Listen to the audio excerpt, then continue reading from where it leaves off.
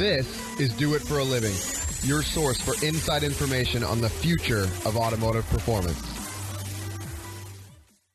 As we were walking out, Jay saw us, he stopped us. We just kind of real quick impromptu showed him a bottle and he liked the idea. He was about it. He was, yeah, you know what? I think something could come of this. You know, the brand's getting more popular.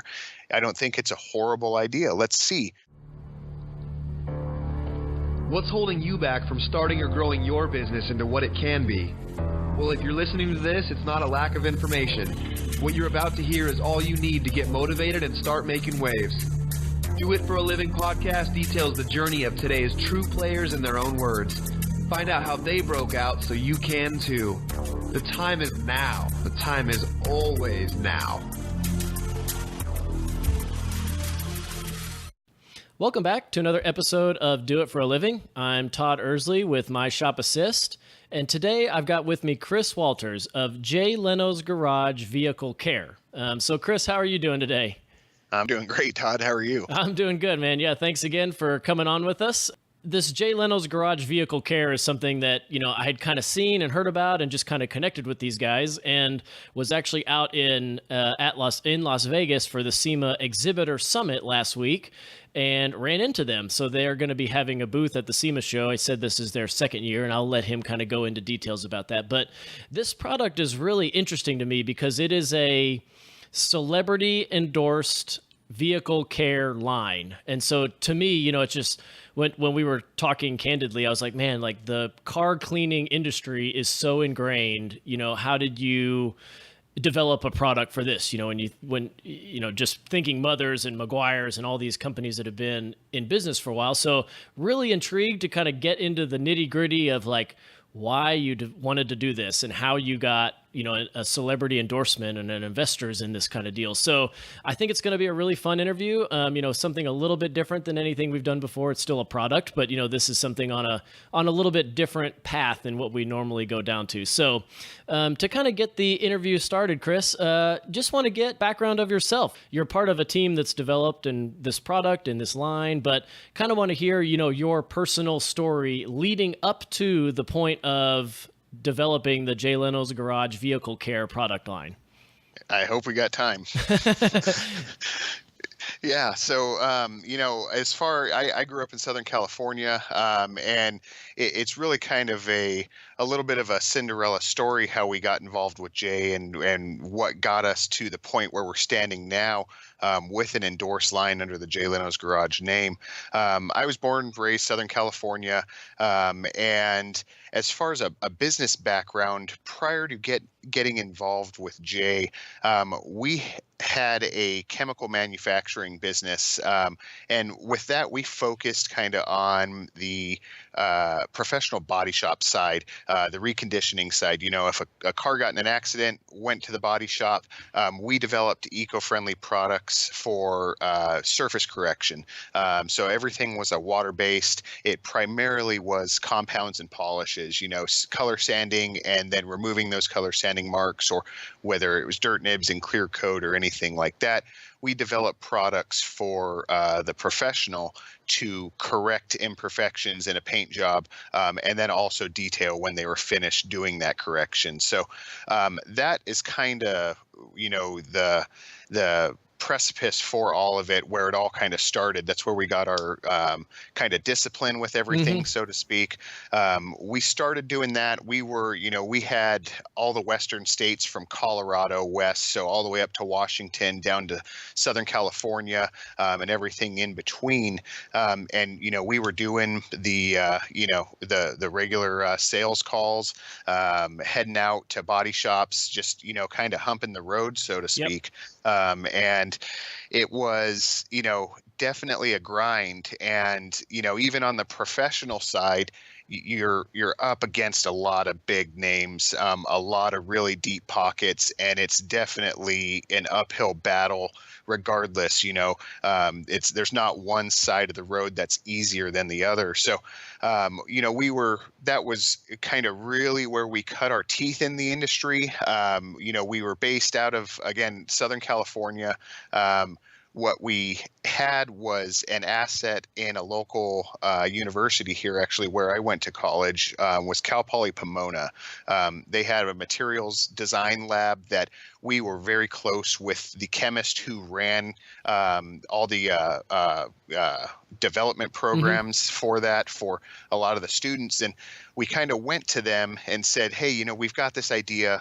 What could we do? Would we be able to make compound and polish, which was traditionally made out of a petroleum-based kind of aqueous fluid that you'd suspend abrasive in? That had an inherent issue. Petroleum-based products are basically an oil, and what that ends up doing when you're using that is it's covering the surface, it's hiding small scratches, and it ultimately makes the technician's job harder in terms of extra work. So our kind of marketing standpoint, once we got it developed, was we went to the chemist and said, hey, can we do something that's water-based, something that doesn't contain those petroleum-based oils, those kind of fillers that would mask and hide those scratches? Could we develop something that basically what you see is what you get? And that was the task that we set them off on. Let's develop something derived from water rather than petroleum and make it easier for the technician to use. And that is, what got us down this path of chemical development. And that really, kind of was the jumping off point, so to speak, in terms of, wow, I didn't have a chemistry background prior to this, and the owners of this prior business to the Jay Leno line, they had somewhat of a knowledge, but again, none of us were chemists, but we had the connection there with Cal Poly Pomona. Yeah. The nice thing with that was he had access to 30, 35 students in the program each semester, so they would develop different blends, different designs, and then they'd go and they'd test it, and they'd put it under spectron microscopes, electron microscopes, check it down to a micron measurement on what it's actually doing, where shine is actually coming from, how you're correcting surface. It's all incredibly boring. I hope everyone's still awake after all this, but that's it was just what was really nice about that whole learning process was understanding what it takes to develop, detailing. There's a lot of engineering and science behind it that you don't see at the final product.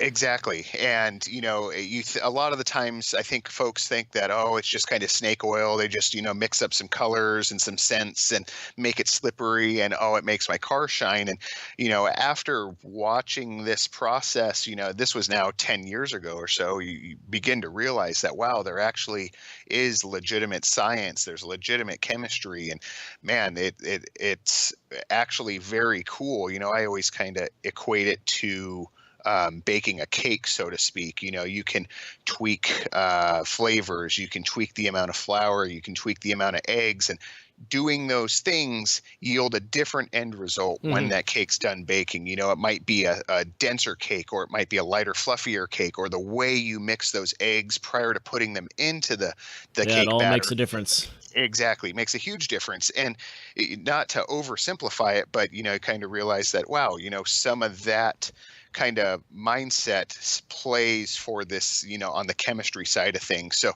that got the ball rolling for us is, okay, we've developed some compound and polish. What about detail chemical? What if we started looking at, some of this stuff, especially being here in California, you've got the California Air Resource Board, you've got the EPA, you got to be worried about what's going down the drain, what you're, putting into the environment, basically. So we really focused on developing eco-friendly blends for all the, general uses: car wash soaps, tire dressings, glass cleaners, multi-purpose cleaners, degreasers, all of that fun stuff. So that, and then, again, we marketed that to the professional body shop. So the connection to Jay, I promise I'm getting there. Well, we can, just wanted to pause a little bit. I want to come back to that subject here in a bit, but I was curious to know, What was, when you went to that college, what was your major? Like, it doesn't sound like you were doing material science or anything like that.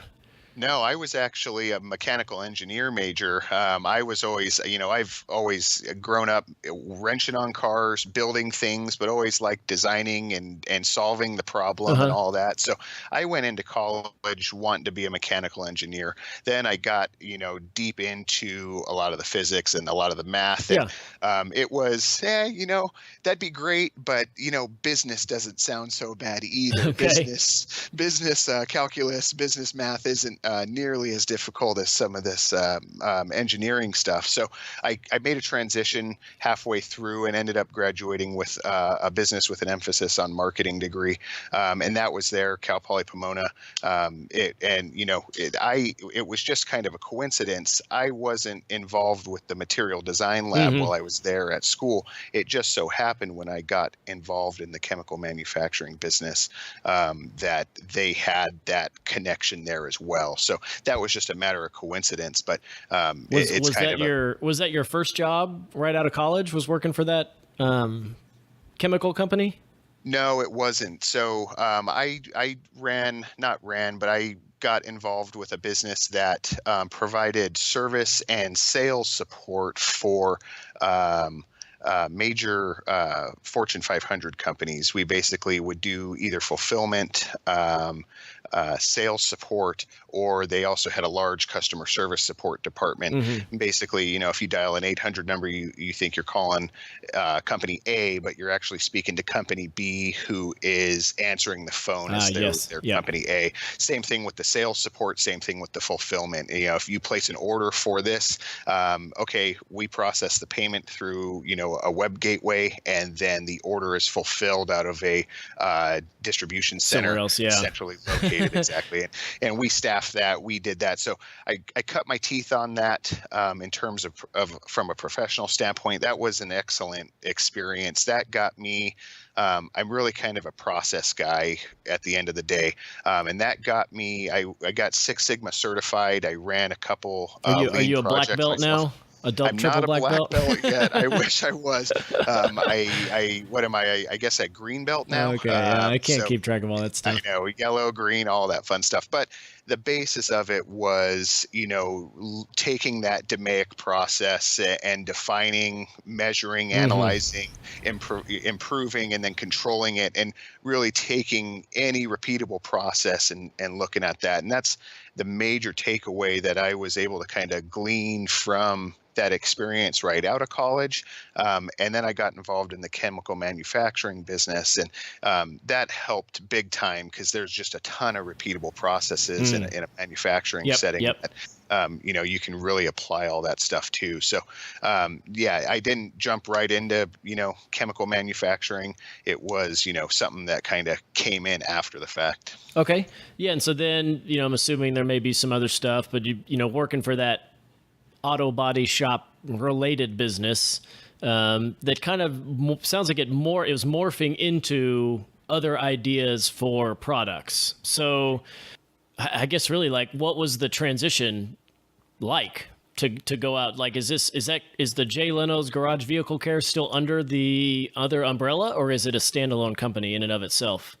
So it's now a standalone company in and of itself, and that was kind of some of the not necessarily growing pains, but how would we bring it to market? And Uh-huh. what would it look like? Would it be its own standalone, or would it be, our brand name endorsed by Jay? Was a couple of options Hmm. that we had considered. So to kind of, it's a little bit of a story on how we got involved with Jay and how we got to where we're at today.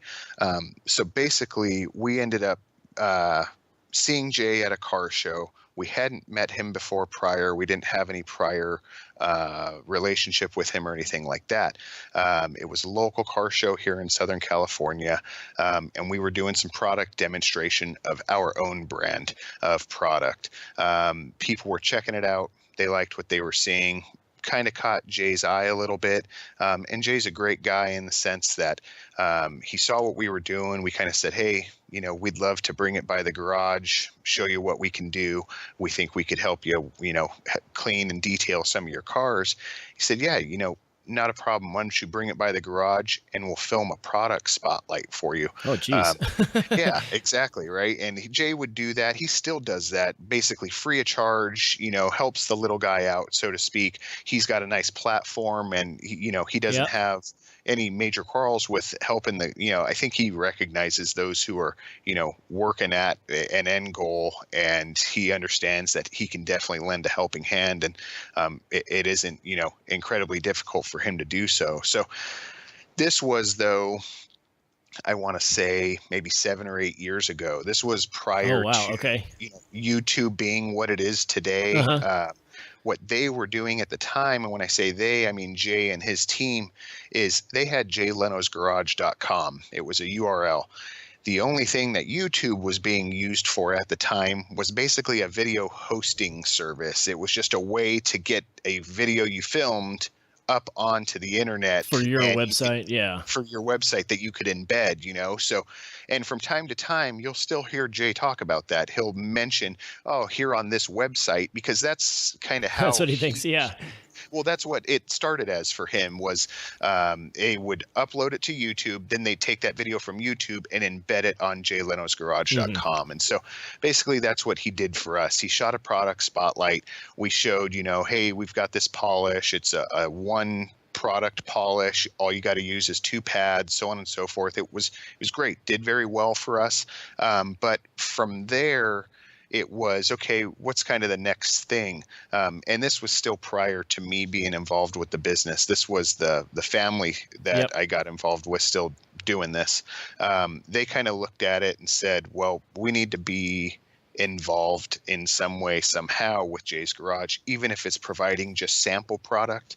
That there's a value there for us to be involved. So we also didn't, or they, I shouldn't say we at this point, they didn't want to, kind of impose themselves. So it was just very high level. Just, hey, here's some product, give it a try. Tell us what you think. If you ever need any help, at the time, Jay had his collection, obviously, but he had a detailer in-house who was taking care of the collection. He was part of his support staff that works there at the garage. And so from time to time, Jeremy, who's my partner, he's the one that I grew up with, he would go out there and assist the detailer. Hey, if you ever need anything, we're here for you. If there's anything I can, if I can train you on anything, if there's any knowledge that I can help impart, you let me know. I'd be happy to take care of you. And again, it just was just stay involved somehow, some way. We always, again, being sports guys, we equate it to football. And there's kind of an old adage with football is no matter what, be around the ball. Even if you get knocked down on your butt, you don't make the tackle, you get pushed to the side, don't quit that play. Find the ball and try to get to it no matter what at all costs, because who knows, the guy carrying the ball running down the field might get hit at a weird angle and all of a sudden that ball pops out. And if you're the closest guy next to it, you fell on a fumble or you got a fumble recovery, the ball's going the other way and you're the hero of the game type thing. So we kind of use that analogy, so to speak, and that's how we viewed Jay and his garage. Is we didn't know what was going to come of it, but again, we just knew there was some value there. So we would help over the years, and we eventually got a phone call. In the meantime, I had joined the business. We were doing everything with our own brand, marketing it to the body shop. And we got a phone call from Jay's shop foreman. He said, hey, the detailer has left. He moved back to Germany. The cars haven't been touched for 2 or 3 months. Would you know anybody? Could you recommend anybody to us? And you got to understand too, a very, sought after collection. There's an element of trust that needs to be had there. It can't just be any, bofo off the street who they don't have any knowledge of. So Jeremy got off the phone, kind of looked at me and said, that was Jay Leno's Garage. They're looking for a detailer. And we both kind of looked at each other, and without saying a word, I think we were immediately thinking the same thing, is why would we hand this off to anybody? Yeah, why let's do it. Yeah. Exactly. Detailing was not a part of our, core business. It wasn't what we were doing to bring in cash or anything like that. We knew how to detail because we had to demo products That's right. when we Yeah. went to shops and all of that fun stuff. But we weren't detailers by trade. But when that phone call came, it was, well, let's make the adjustment. What do we need to do? Let's definitely be there as much as needed to help support Jay and that garage. If anything, it's a fantastic feather in our cap for our own brand to be able to say somewhere down the line, hey, our stuff is used at Jay Leno's garage. That's what he uses to keep his beautiful collection staying beautiful, and so that's what we did. We went in, we started going, once a month or so. We were doing it all for free. We weren't worried about, how much you're going to pay us. We need to, it's our time. There was an inherent value in being involved there. So we just stayed on top of it, and we went and we busted our butts. And so you still had like your day jobs doing the chemical stuff, and then you were just kind of going out there on your own to clean the cars up? Okay. Exactly. We'd find a day that, we could set aside in the month that, okay, we're not on the road this week. We're back in the office. Can we do it this Wednesday? Yeah, we'll block out Wednesday to drive out to Burbank, go to Jay's garage and get his cars clean.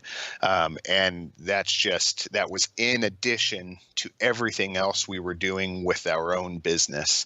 And Jay kind of took notice of that and approached Jeremy and I and said, hey, I like what you guys are doing. The cars look great. You guys are staying on top of things. Are we paying you for what you're doing? Yep. Said, no, you know what? You're actually not, but that's okay. It's not a big deal. He said, well, let's get that figured out. What do you think you would need to be here on a consistent basis? Okay. And we kind of negotiated that out. What do you think, Jay? How about a week? Once a week, I think, is probably a good frequency. And we said, okay. So we negotiated a rate with him, and he was happy. We were happy. And all of a sudden, we were now there on a regular basis, getting paid to take care of Jay's cars. And each step of this process was just another win for us, another win. But as we continued to detail, we were doing that. It was fantastic. We were there and we were involved, seeing and being exposed to stuff that most car guys would only dream of. We still had this thought in the back of our mind of, there's a bigger play here. We're capable of doing more. What if? And there was always this pipe dream of, man, Jay, and to kind of bring you up to speed timing wise, things had now progressed with the internet that jaylenosgarage.com wasn't such a huge hit, but it was now Jay's YouTube. They were producing weekly content on the YouTube of the walk and talks and the drives with the cars. And right at this time that we were kind of thinking, there's a bigger play for us here, Jay Leno's Garage on YouTube had just cracked 1 million subscribers. And when that happened, the CNBC network, or rather NBC, had taken notice, hey, there's something legitimate here. There's definitely an audience. What if we brought Jay back to television as a car show host, rather than a talk show host? And that was just a huge stepping stone for the Jay Leno's Garage brand. That was like, okay, boom, it stamped this legitimacy that it was something that stood on its own. It wasn't an intention. That wasn't the end goal, but it was kind of an organic happening, huh? Exactly. Yeah. And so as that was happening, Jeremy and I were kind of looking at each other like there's this bigger play here for us. What if we were able to private label our detail chemical under the Jay Leno's Garage brand? How awesome would that be? I mean, look at this audience that he has command of. There's got to be, not every single person is going to be interested in detailing their car, but it definitely is this captive audience of people who have interest in cars. What if? I mean, we could just do so much with that if Jay said yes. And we kind of went back and forth for a couple of weeks on how would we bring it up to him. We didn't have a relationship with Jay like we do today, but it was still, how would we approach him? How would we pitch it to him? Yeah, because you usually get one chance at it. Like Exactly. if you botch it, you're kind of done. But at least you guys had a rapport, and he knew who you were. That seems Exactly. like just that alone is a pretty big step. But still, it's not everything. It's not everything, yeah, and you're absolutely right in that. It was still this nerve-wracking thing. Is like, well, what if we do pitch it and he says no? He says no, yeah. Does that then put us in this strange light in Jay's eyes of they're only here for the money grab type of thing? There was always a little bit of apprehension. Do we make that leap? Do we make that ask? And do we potentially burn that bridge? But then the other side of that coin was, well, what if he says yes? How awesome would it be if he said yes? And so the risk was kind of weighed, and it was worth it to us. We got to at least try. You can't win the lotto if you don't buy a ticket, type of thing. So we started kicking the idea around, and there's Jay's production team that is there helping produce the YouTube episodes.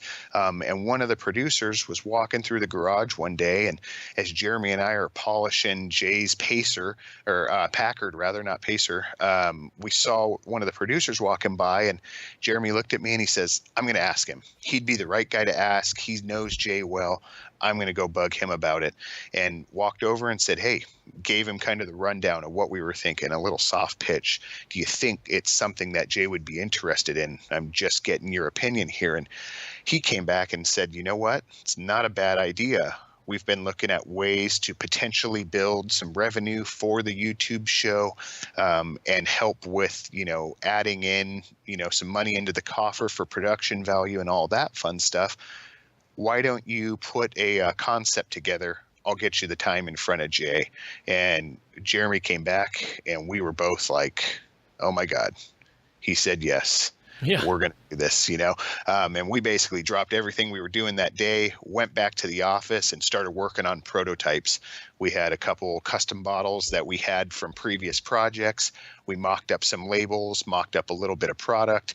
And 2 weeks later, we had our pitch meeting ready with Jay. It almost didn't happen. It's almost every single trial and tribulation that could happen through this whole process happened to us, but it almost didn't happen that day. We kind of got shut down the day of. Jay just doesn't have the time. Too much is going on. And as we were walking out, Jay saw us. He stopped us. We just kind of real quick impromptu showed him a bottle, and he liked the idea. He was about it. He was, yeah, you know what? I think something could come of this. The brand's getting more popular. I don't think it's a horrible idea. Let's see. And that kind of started us on that process. Little did we know that Jay's yes was definitely the most important yes, but it was the beginning of this very long road of, the hurdles that we're going to need to, that we were going to have to overcome through this. Yeah, to me, it just seems like this was a long and arduous adventure, and a lot of things had to go correct for it to mash together, like with the business you were working with, and Jay Leno just happening to be at the show you were at, that you were demoing stuff, and then the guy leaving, it's amazing all the things that had to fall into place to make it happen. It wasn't just like you guys knew somebody that knew somebody that knew Jay Leno, and you pitched a product. This was years in the making. And at any one point, something could have, you could have been at the other side of the parking lot doing the demo, and he never would have seen you. That's it's astonishing to me. You keep explaining the story, and it's man, all the instances where that could have not happened. 100%. Besides the amount of work, the hard work you have to do, just the chance of it is pretty astonishing, and very cool. I just kind of at awe at how how the pieces all kind of fell together for you guys. So did you, as this was happening, did you ever really envision yourself as owning a car detailing product company? Absolutely. I mean, that was always the end goal. Okay. Is, it was what we were doing, but in this impacted space, this impacted category, it's so very difficult to develop a brand name that anyone really cares about, that garners any significance. Hmm. There's just so many out there. There's so many brands that have a ton of history behind them and are tried and tested and are, really these American car culture brand names and really global car culture brand names that people that are just so synonymous that to try to break through that barrier, it's not an easy task. It's not impossible. Other brands have done it, but Hmm. it still is a very difficult task. And it was always, especially once the ball got rolling, where this deal with Jay could possibly become something legitimate, it was always this kind of far off sight. We didn't want to put all of our eggs in that basket in the event that, the deal didn't happen. But it was that was always the end game of, man, if it happens, when it happens, it's going to be amazing. We're going to knock this out of the park and there's no way we're going to fail. We've just got to get to that point. Yep. We won't let it fail. We've just got to get to the point where ink meets the paper and it's something legitimate.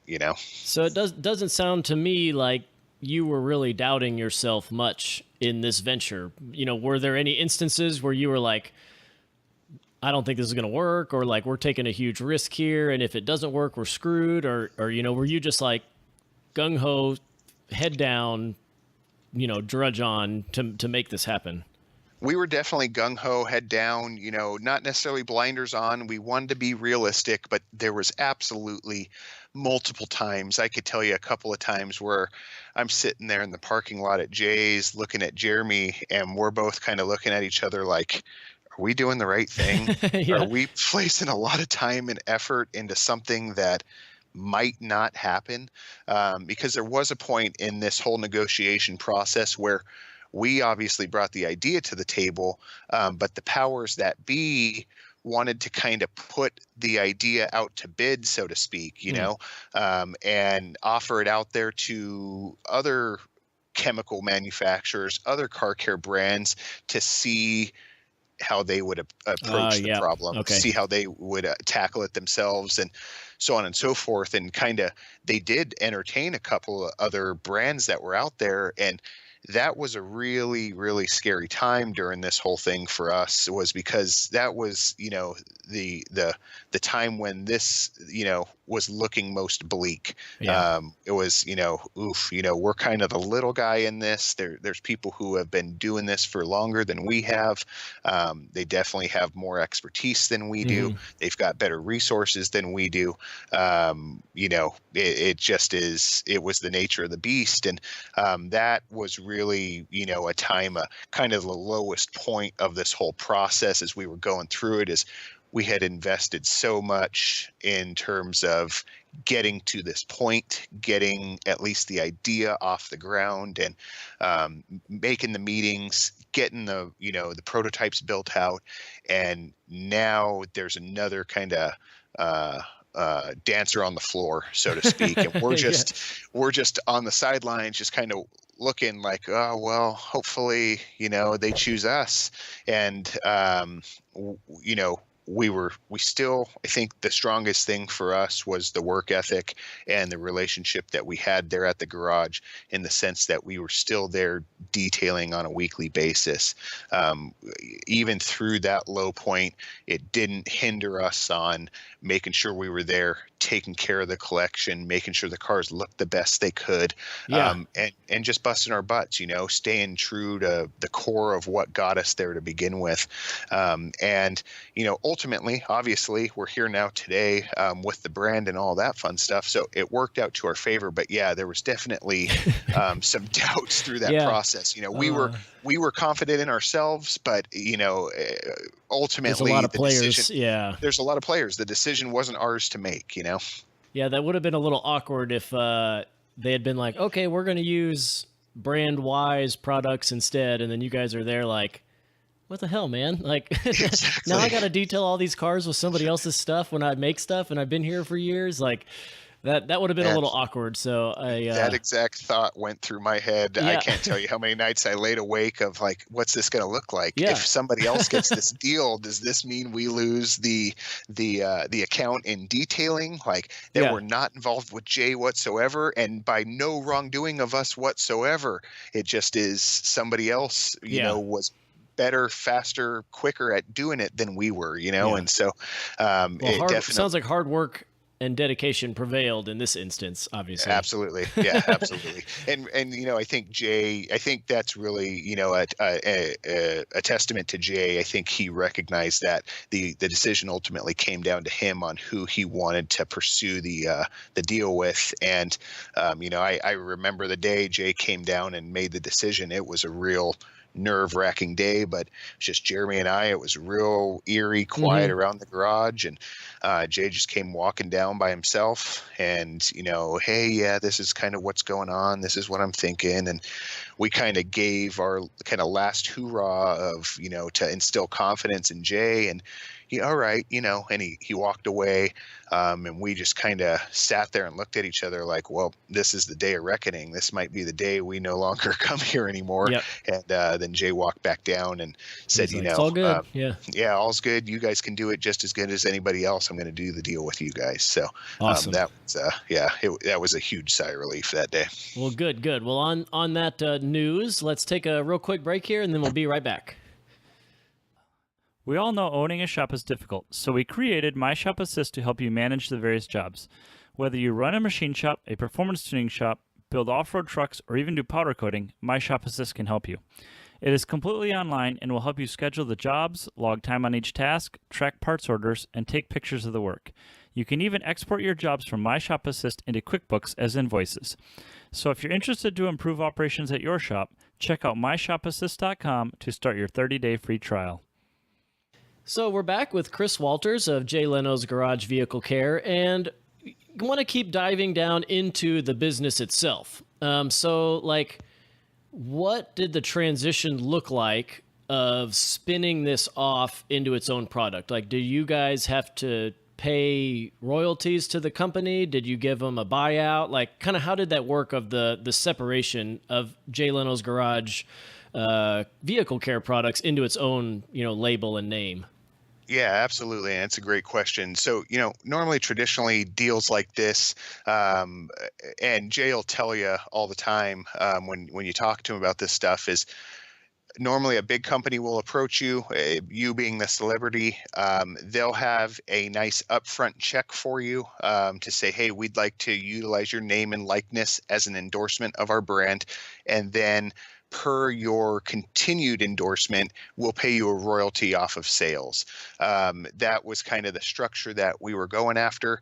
And we were lucky enough that, Jay understood that, again, we're the small guy. We don't have super deep pockets. We aren't, 50, 75 years into this business and have a bank account that we can just draw a check out of and write it to you. So Jay really gave us an excellent opportunity and said, don't worry about the upfront money. Let's work out a royalty cost. And as the business grows, I grow, and it's a win-win for both of us. And that really was a great thing for us, just because, again, to start, the business off in a hole of, say it was 250 grand on the low side, that really could have made, another hurdle for us to try to overcome that would have been relatively difficult. So Yeah. it was, we were lucky that Jay was flexible in that, but yeah, he'll tell you all the time, I kind of did this the dumb way, this Yeah. way would be to have gotten a check right up front and let those guys go do their thing and just get a check off the sales. But instead, he wanted to be involved with the business and have a say in how things run. Yeah. And, with that, we were able to kind of structure out the deal as such. And so what happened with the founding or the original company you were working with? So that company still exists. It still has its own staff. I ended up so I was full-time there, doing marketing and sales with that business. My whole role and responsibility ended up transitioning once we got the Jay Leno's brand off the ground. All of my roles and responsibilities were transferred over to the Jay Leno's Garage brand. So I no longer was involved with that previous business. It was basically a brand new job for me, doing a lot of the same things, but a brand new job for me. And then Jeremy's roles and responsibilities were somewhat split between the two, but now have grown to a point where it's about 90% in the Jay Leno's Garage brand and about 10% in the previous business. And we've got staff there that can continue to run that business. It's still there. It's definitely not to the point where the Jay Leno's Garage brand has progressed to, but it's still around, still exists. We still have the customers there and still service those customers and all that fun stuff. Okay. Yeah, sorry to keep asking it, but like, is Jay Leno's Garage Products its own company, or is it still under the original umbrella? Like, because did you guys split it off, or is it still owned by the other chemical company? No, it is 100% its own business. It's its own business venture, its own endeavor. It has no relationship whatsoever with the prior business other than the personnel that were running the business. Okay. Yeah. So, and did you have to pay them anything to do that? Because it sounds like the products were made under their deal, so like usually if you get a patent while you're working with some company, they get the patent, unless you did it on your own. So was there like an exit clause or a buyout or anything? No. So all the blends and chemicals that have been developed for the Jay Leno's Garage brand are developed solely for that brand. We don't co-mingle anything. Okay. There wasn't anything that we took from business A and brought it over to the Jay Leno's Garage brand. We started from scratch for everything, and went to market that way. So there's not like any animosity or like hard feelings of doing this. No, not whatsoever. That's not good. whatsoever. That's good. Yeah. So what about, the people that are involved? You had mentioned, beforehand, that there's some investors. You've got you and your partner, and then Jay. So like, how is the business structured, like on an org chart, looking at it from above? Sure. Yeah. So if you're going from top down, Jay's the president of the business. He kind of has the end all sale. And then there's two operating partners who are basically the investors in the business, the two money guys. One of them being Jeremy, the guy I work with, and there's another gentleman named Derek. They're the two financial partners in the business, and then it's me with sales and marketing, and then we've got an operational team as well. And that really, there was basically four of us, if you count Jay, five of us, who started the business at the very inception. Okay. Yeah, so that's pretty cool. So you've got, it sounds like you've got a good like officer mix for, essentially how, to me, young the company is. You've got various people with their siloed specialties that are then able to, contribute to the business in their own way. Yeah, absolutely.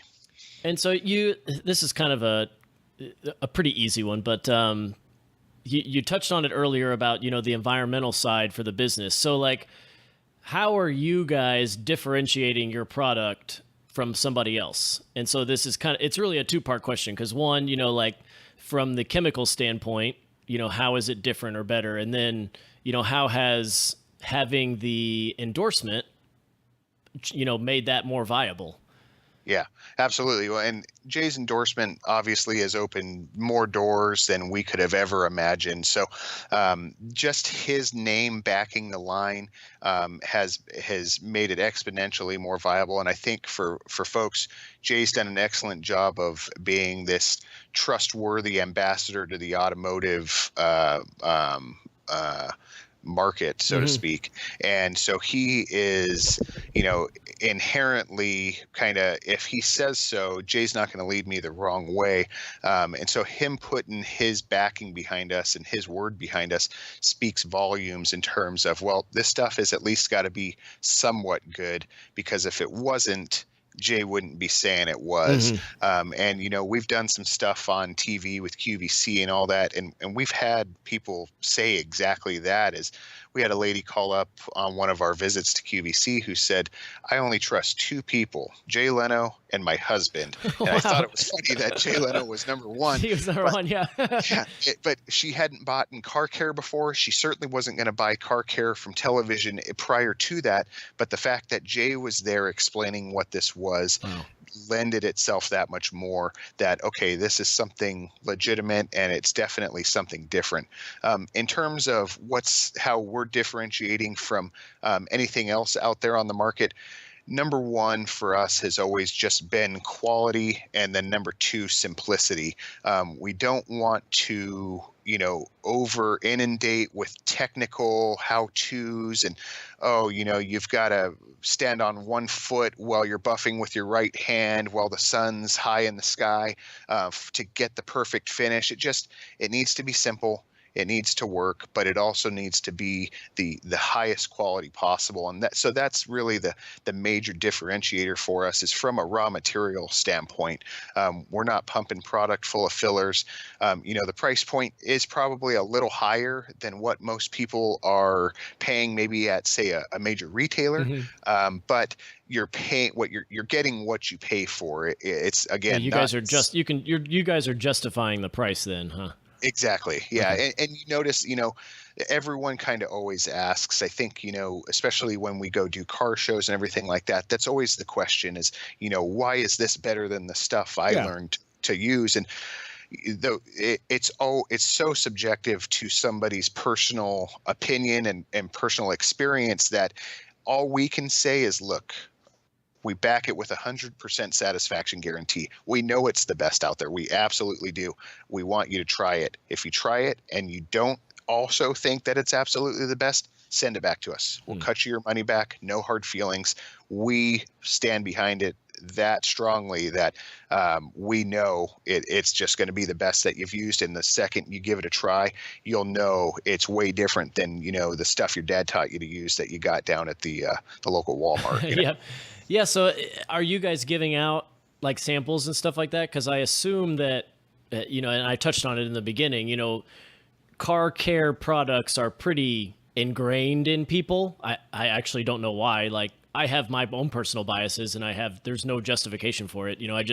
When I go to the store, I grab the same one I always have. So how are you guys going about breaking that? Like with samples or demos, or, what are you doing to help people maybe overcome their biases? Yeah, absolutely. What we've been doing is a lot of heavy promotion on an e-commerce side, cutting in sales and deals. So, the entry is not so difficult. I think that 100% money back guarantee definitely kind of soothes the nerves, so to speak. But yes, absolutely. We usually do. Our quick detailer is our number one seller. So we've got samples of that. So anytime we're at a car show, we'll bring samples out with us. Yeah, little bottles of it. Exactly. Yeah. And we're not on a full national show schedule quite yet. We're a year and a half old at this point. So, but as we get into year 3, 4, and 5, that's definitely on the agenda in terms of we need to be nationally at these larger major events, and product samples are a major player in that, so people can see it, touch it, and feel it, and realize that, okay, this is something legitimate. There is something different here, and you know what? It's something I'd like to try. Yeah, it's kind of a cool insight, that's pretty applicable to any, oh man, what's it called? Like newcomer product to a mature market. Your hardest thing is going to be breaking people's habits. Exactly. So with any, like, even if it's a performance part, an aftermarket part, if you're going to go after some market that's saturated, you're going to have to market that product pretty heavily just to change people's minds and prove to them, like, obviously you have to have a better product, but you got to say, hey, here's why you need to change. Here's what we can do to help you change that. And if you don't like it, like you said, give it back. Now, it's going to be difficult depending on what kind of product you make, but you can't do that with like an engine, but maybe there's some products that that would work for. So that's kind of cool to hear like what you guys are doing and trying to, break that habit. Cause it's just, that can be very difficult for people to get over. Yeah, and again, I think going back to this that just speaks to the name and kind of the clout, so to speak, that Jay has in the industry, and the respected name that he has and has built. In that's helped us probably more than anything, any product samples, any money back guarantee, any promise of this is the best thing you've used. Is, you know what, Jay's got his name on it. Again, I'll go back to it. He's not going to put his name on anything that he wouldn't trust. He wouldn't lead me down the wrong path. Yep. Yeah, and there's a cool differentiation to make here, that he's not a paid spokesman in this venture. He is the president of the company. Exactly. So that's a lot different than, just somebody that you guys pay, like, to endorse our product. Yeah. Like I was just, watching TV last week or something while we were out in Vegas, and they had, Alex Trebek endorsing some like lifetime insurance or whatever, that, and I was like, he doesn't really care, like exactly. And yeah, literally it has to say like cards, paid endorsement on the bottom, where like you guys don't have to put that. Like, it's not a paid endorsement. He gets paid when the product comes in, but you guys don't just cut him a check, to do a commercial spot. So that's kind of a different deal, and pretty cool to kind of look at it that way. Cause I honestly figured he was just a paid spokesman. I didn't realize that he actually is the president of the company. Yeah, and that was the biggest hurdle, I think, for us once this did get off the ground. It was overcoming that kind of preconceived notion that this is just a money grab for Jay. And we worked really hard in the very beginning of this to show that, hey, this is something legitimate, and exactly what you just said. Jay's a part of this business. It isn't he's endorsing this and we're cutting him a check. This is something that's been developed in his garage, something we've worked years at. And again, we think it's some of the best stuff that's out there, and give it a try. We think you'll think the same. So did you guys, you said you had to make a pitch for it. Did you write a formal business plan? And then if so, how on target are you with the projections that you may have made?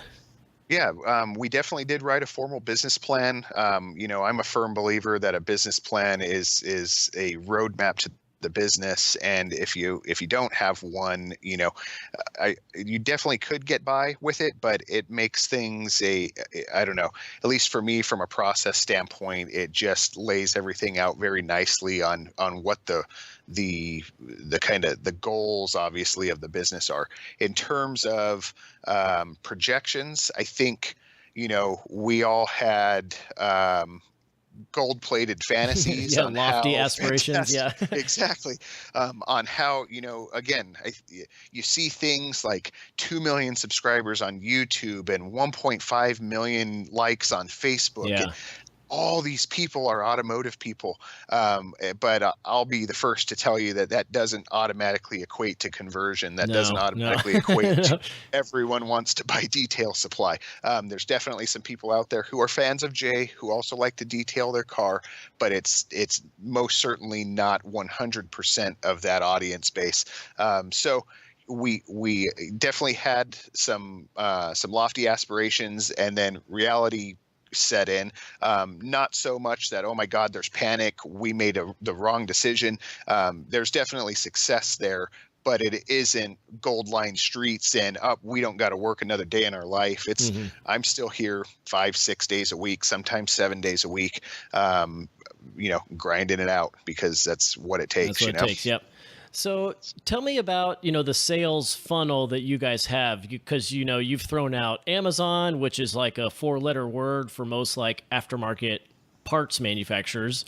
And then QVC, which is like totally unheard of, again, in like aftermarket part manufacturing. So like, and you also, talked about the website, so what is kind of maybe the sales breakdown and you guys, future plans to get the products into consumers' hands? Yeah, definitely. Yeah, and we do have a couple different channels. We have our direct-to-consumer channel, and primarily with that, we've focused on digital media as well as social media to kind of build that top-level funnel, build the interest around it, and And like the then kind brand of recognition. exactly, Okay. yeah, build the brand and spread the word about the brand from there. Once we garnered enough attention there that this was something legitimate, something real to be reckoned with, we then had out of SEMA last year a ton of interest from Amazon. And, Amazon is a tricky beast. They've got some pretty unique programs that it makes it very enticing for you. But it's also, they're in the game to make their money as well. So they've got some specific programs that work very well, but you've got to definitely, it's a whole nother vertical in and of itself, that you've got to definitely foster and nurture. And then with the success of the brand thus far, we had the opportunity to pitch to QVC, and they've done some car care, but they haven't done a ton of it. But again, with Jay's name being attached to that opens a lot more doors than if it were just our brand AYBC, Yep. So we brought that to their attention. They love the idea of being able to get Jay. Jay's demographic in terms of his involvement with the Tonight Show, and his, It's got to be. Yeah, it's like everybody, right? Like young, exactly, old, male, female, all yeah. over the place. And now with the Jay Leno's Garage, they know he's a car guy. He was a car guy even when he was on the Tonight Show. So that was a little bit of a leap of faith. We didn't know how QVC was going to work. We didn't know if it was going to fall flat on its face, or if it was going to take off and, grow a set of wings and become its own thing. And luckily, we've now done 3 appearances on QVC. We've got our 4th scheduled, and every time we go on QVC, we sell out. So, And is he actually going on, or are one of you guys doing it, or is it just like the spokespeople talking about the product? No, it's Jay going on. Wow. He's talking about the product, kind of telling the story a little bit. So, I mean, as much of the story. Yeah, he's good at that. Yeah. Exactly. So, and he goes and walks and talks it. And just actually this last appearance, as we're growing and learning, we're looking at, okay, how can we make it better? How can we tweak it? How can we improve it? So yeah, we are now on air with Jay, just really in the background, just providing product demonstration on the car that's on set, not necessarily mic'd up or anything like that. But yeah, we're helping. You're getting your hair done and your makeup and your exactly. and you're like waxing stuff in the background. Yeah, 100%.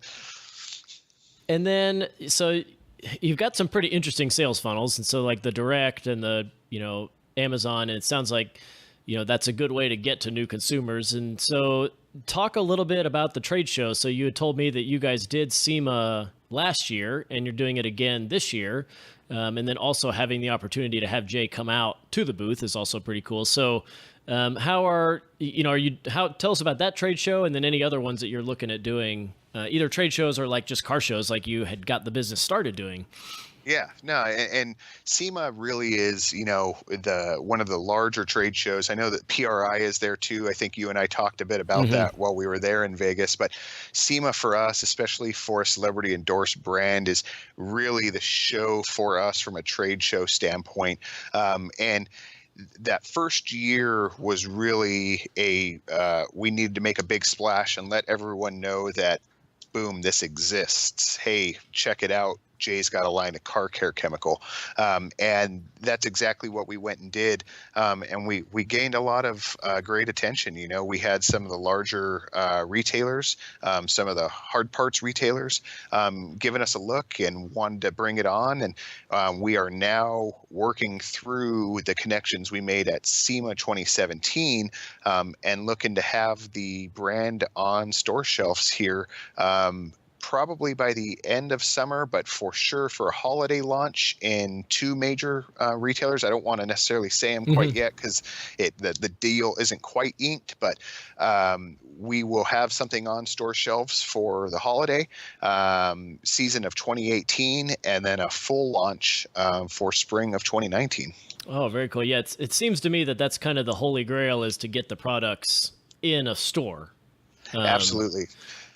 But Yeah. you still have to pull it through, Yep. getting it on the store shelf is half the battle. And, that even goes back to the beginning of this business as a whole. Is okay, once we sign the deal with Jay, and okay, now this is a legitimate business, the corporations were established and all of that fun stuff. Now we had to go out there and sell it. Now the hard work begins. So, we thought we had climbed the mountain, and really we had just gotten to the foothills. The mountain was still very far in front of us. So it will be the same thing for getting into any retail distribution. Is getting it on the store shelf is only half the battle. We then have to have a brand that kind of the why. We've got to answer that why. Are you guys, just kind of random question, but are you guys looking to build like a showcase, like a show car vehicle, having some shop build something for it, or have Jay's shop, just take something really wild out and, just use that to showcase the products? Absolutely. That's kind of been one of my goals from the marketing team is when can we get to that point? Something that we can obviously build some digital media around, but then also take it on a show schedule and take it out to all the major events and get people seeing it and seeing what not only Jay's shop is capable of building. They've built some amazing things in the past, but now something that's really focused on, an appearance and beauty standpoint that we can bring around to, all the different areas across the country and really showcase what the products are capable of doing. Cool. So tell us about, your work schedule. It's still in the startup phase, and it sounds like you've got a lot of things going at once. Are you able to kind of manage your time, reasonably well, or is it just like 24/7 working on the business? Yeah, in the very onset, it was definitely 24/7. There were just so many things that needed to happen and so many things that needed to be put in place that it was most certainly, 16-hour days, 18-hour days, sleep for a couple hours, right back up at 5 a.m., throw a little breakfast in the tank, and then get right back at it 5-6 days a week. And not to mention, when we launched, it was Black Friday of 2016. So it was just, we were automatically full pedal to the metal type thing. And so it was a ton of work up front. It still is a lot of work. And what we focused on now is bringing in staff to help support the business. There was kind of the core team that got it off its, off the ground. And now there's so much work that needs to be done. The 4 of us can't do it all. We need to bring the support staff in. So it's still, as far as workload, it very much is a Monday through Saturday, a lot of the times Monday through Sunday, depending on what's going on. We'll usually utilize the weekend to go to a car show event, either whether it's local here in Southern California or one of the, immediate surrounding areas. So Monday through Friday is normally working on the business, working on, at least from my standpoint, promotion and content creation, media creation, building the brand story, maintaining, the web store, all of that fun stuff, working with developers and working with designers, and, we've got apparel, all that fun stuff. So there's a lot of cogs, lots of stuff going on. Yeah. Lots of stuff going on. So that's usually Monday through Friday, nailing that stuff down. And then if there's anything going on the weekend, whether it's a trade show, car show, or anything, represent there. So definitely still a ton of work. Hours wise, I'm usually up and out of bed by about 5:30, 6 in the morning. We're working in the office till about 5 at night or so, but then it's usually a couple hours worth of work once you get home, responding to emails and making sure you're prepared for the next day. So, because more times than not, you think you got your email box whittled down Yeah. to nothing, and then you come in the next morning and there's 25 emails that all need attention, So, Then you got random dudes bugging you about podcast interviews. And and you know what? But that's the great thing is again, Jay's name lent into it. It does bring some attention to it in terms of why is he doing it, and it affords us these opportunities that, because trust me, we've been on both sides of this coin where we've got a brand name that, you know what, it's just another car care brand name. Nobody really cares. I wouldn't have guys bugging me, and I say that facetiously, but guys bugging me about doing podcasts and wanting to be sponsored, and hey, I love the products. What about this? Or can we get Jay out here at this event? Or would Jay donate tickets to tour his garage and all that fun stuff, all the things we get inundated with? I would rather have that than the crickets. other side of it, than crickets, because I've been there, crickets spinning around in my chair like, all right, when's the check coming in today? I'd rather just be nonstop busy because, idle hands, what do they say? Idle hands are the devil's playground, so to speak. So, well, we've got a pretty big cars and coffee meet here on Saturdays in Dallas. So if you need a representative, just let me know and I'll go out there for you. Yeah, absolutely. You can go start shining down some of the local cars there for us. Yeah. So, I mean, do you have a family, and has that affected your schedule at all, like your work schedule? Me personally, I don't have, youngins of my own. I'm not married yet. So it allows me to be pretty flexible. It allows me to dedicate a lot of my time to the business, and the role that I'm in kind of requires that. I would feel rather guilty if I did have a wife and children at home and I'm pumping in these hours into the business and not allocating the time to, building my family. I obviously have my parents, my sisters, their children, my nieces and nephews and all that fun stuff. So I obviously spend time with them, but me personally, no, I don't have a family as of yet. That's future. In the next put the hours in now so that you don't have to later, kind of deal. Exactly. Yeah. I want to be able to, be there to help raise my kids, and not that you can't balance both sides, but right now where the business absolutely needs that time dedication, it's a nice luxury to not have to worry about I got to take off today a little bit early because I got a baseball practice that I got to go to, whatever the case may be. You just focus. Exactly. It's nice to stay focused. So, since you're a pretty new company, I'll ask, what is the 1-year plan for the business? Where do you want to see Jay Leno's, garage products this time next year? This time next year, I want to be having product fly off the shelf at retail chains. The two that we're prospecting right now, I'd like to see those grow into something viable, and have that become successful. And right now we're starting with a test market with them. So I'd like to have those test markets be successful, and then grow that into national distribution, and have it succeeding there on a national level. Very cool. So looking farther into the future, what about like a 5-year plan? Is there any big, hairy, audacious goals that you guys are shooting for? Obviously there's always the talk of, what about a buyout? I don't think an IPO is necessarily, in the 5-year plan. I don't think it's off the table, but definitely, as we continue to garner some market share, we're going to start to have, some of those bigger eyes kind of focused on us. And so that's kind of the anticipation is if and possibly when that day comes, is how do we field that, and what's the idea? Do we want to sell out and okay, here we go, and take that paycheck and we built this, and maybe somehow stay involved on an operations standpoint, but let somebody else deal with the stress of running it? Or do we want to keep it for ourselves and grow this thing to, as big as it's going to get?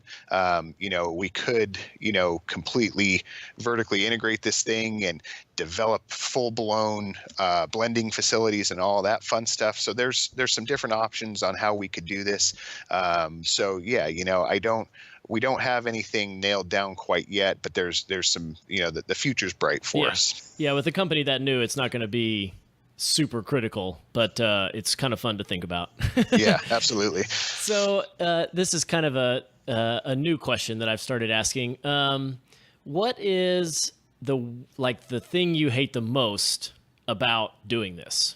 Like, is there something that you're like dread having to deal with businessy wise or in general for the business? No, you know what? I mean, to go back to what we were kind of just talking about is yes, it's busy. Yes, there's a lot of attention on us because it's got Jay's name attached. There's a lot of people pulling at you from all different directions because they also are looking to be somehow involved with the Jay Leno brand name.